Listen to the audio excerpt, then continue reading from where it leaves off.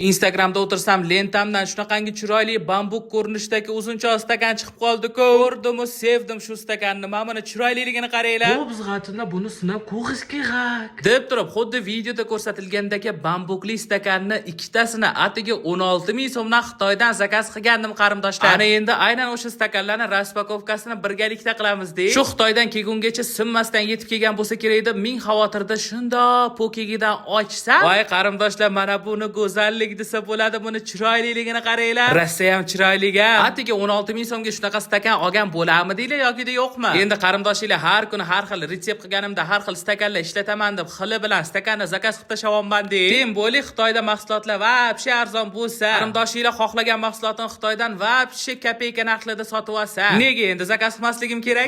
Bay, mana shu bambukli stakanimizda kapuchino naqadar chiroyli ko'rinishini qaranglar. Xullas qarindoshlar, siz ham o'zingiz xohlagan barcha mahsulotlarni to'g'ridan to'g'ri Xitoydan ancha-muncha arzon narxda zakaz qilishni o'rganmoqchi bo'lsangiz, siz uchun Xitoydan mahsulotlarni to'g'ri va arzon narxda zakaz qilish bo'yicha 2 kunlik bepul darslik tayyorlab qo'yganman. Aynan o'sha 2 kunlik bepul darslikni o'tkazib yubormaslik uchun profilim shapkasidagi mana shu link orqali yopiq Telegram kanalimga o'tib olinglar qarindoshlar. Hammanglarni kutaman.